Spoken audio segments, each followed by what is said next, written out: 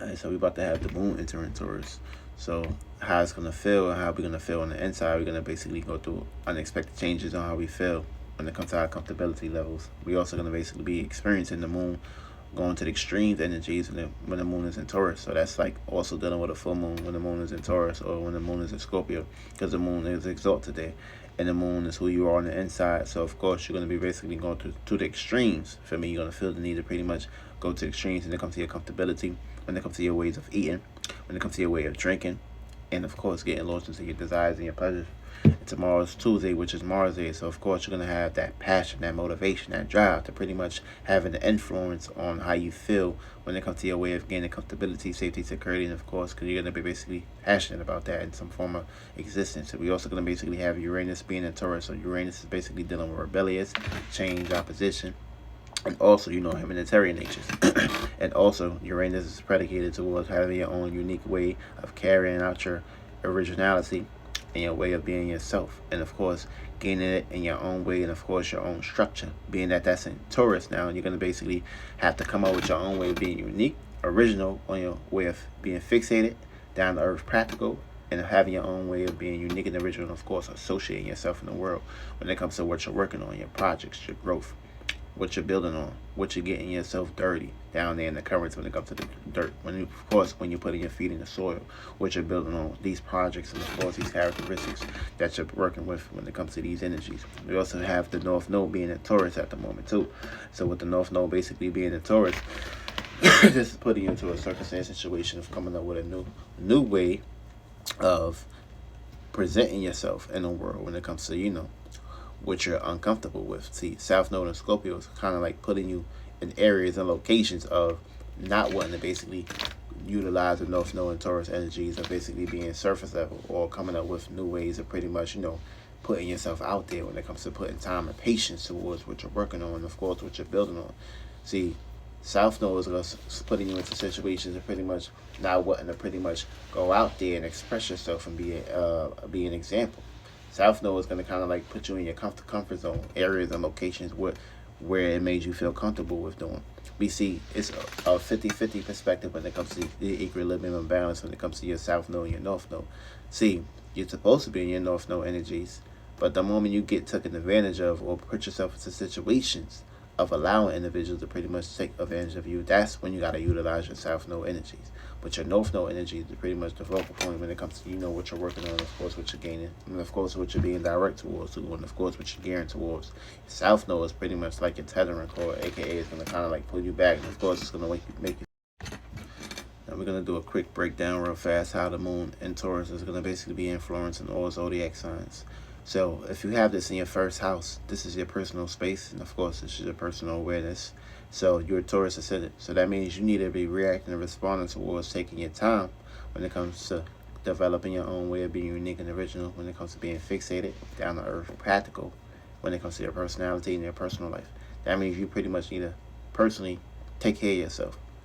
Go get your hair done, go get your nails done, get yourself situated, and of course, spend time with yourself. Spend time with being alone during the song. That's going to basically better help you. Now, your South Node is Scorpio, aka relationships, past relationships, are going to basically bring people, places, and things that you have, interactions with on a deeper level that can kind of like, take you off task. So be aware of that situation and location. Now, if you got to see your second house, where it's comfortable at, you need to pretty much spend time towards staying down till you come up when it comes to your way of thinking and being practical and fixated on the things you value and appreciate. And of course, coming up with your own way of having your own unique way of developing what you value and what you're pretty much presenting out there when it comes to what you're building on, what you're focusing on, of course, what you're trying to maintain in this world. Now, what's going to hold you back and oppose you is going to be someone or something that you had a deeper connection with in your eighth house. Now, if you got this in your third house, you need to spend time towards having your own way of being unique and original when it comes to thinking and communicating, analyzing, and what you're presenting out there. Now, what you're going to be basically going through is polarities of dealing with experiences, deep experiences that you have with a person, place, or thing that's going to basically come around, because we also got a whole lot of retrogrades. So Uranus is also in retrograde, so you're going to be basically also dealing with past things that you thought about, past environments or past friends that's going to basically be popping up in your house too in this location. So be aware of that. Now, if you got this in your fourth house, is exalted here. So that means you can go to the extremes of being down to earth and practical when it comes to home, family, privacy, and also coming up with your comfortability and of course your spiritual growth when it comes to dealing with home and family and privacy. Also, you're gonna have past experiences dealing with home, family, and privacy that's gonna basically pop up. Now, what's gonna hold? Now, what can kind of like bring some oppositions and some obstacles? It's gonna basically be your 10th house and your 10th house in Scorpio, aka statuses that you had deep connections with, or whatever statuses that you had that went to transformations, or skeletons that you was associated when it comes to your statuses is going to basically pop back up and of course come back on the surface. Now, if you got the moon being in Taurus in your 5th house, you need to be reacting and responding towards taking your time and putting patience towards your creativity, your talents, your gifts, your expressions. Be comfortable with these gifts and talents. Be comfortable with your kids and things in that perspective. Have some form of connection with them. Have some form of time. Spend time with them. Spend some. Yeah. So with the moon being in Taurus, this is pretty much reacting extremely towards being fixated, down to earth, and practical when it comes to your creativity, your talents, your expressions, your gifts, your kids, your inner child, and of course, dealing with past experiences. That's going to pop back up. That's going to have you reacting towards these things. Now, you're going to basically be dealing with some demons or some skeletons when it comes to your 11th house. Deep associations that you went to transformations with, good or for worse.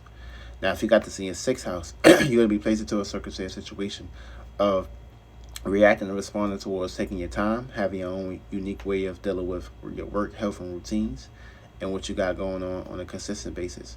Or you're going to be basically dealing with past situations of dealing with health, routines, and worries in this house right here. Now, take your time in this house and spend time towards your routines and what you do on a day-to-day basis.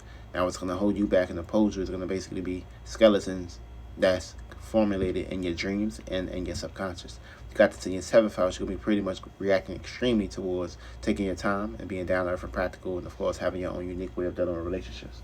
What's going to hold you back or kind of like prevent you from dealing with some situations is going to be some past skeleton that you dealt with deeply, or past demons.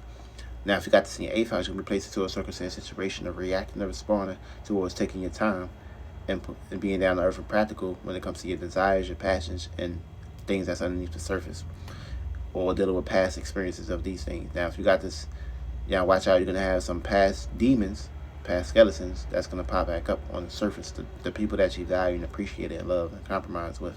Now, if you got to see a 9th house, you're going to be reacting and responding towards taking your time when it comes to your experiences, looking at the bigger picture, and putting beliefs in things. Or this is going to be past previous experiences coming up. Now, watch out. You're going to be dealing with some skeletons and some demons in your environment, things that's on your mind, or the people, the places, things that's communicating with you or talking to you or your friends. Now, if you got this in your 10th house, you'll basically be dealing with past status, careers, and goals, but you need to be reacting and responding towards taking your time towards your status, your career, your goals, your business, and of course, your popularity. Now, what can kind of like hold you back is going to be some demons and some skeletons dealing with home and family. Now, also, if you got this in your 11th house, this is pretty much, you need to go ahead and, now it falls here. So you're going to have some ups and downs, but what you need to be doing right now is pretty much, you're going to be dealing with some past ups and downs, and you're going to be dealing with some past circumstances, situations that you had associations with.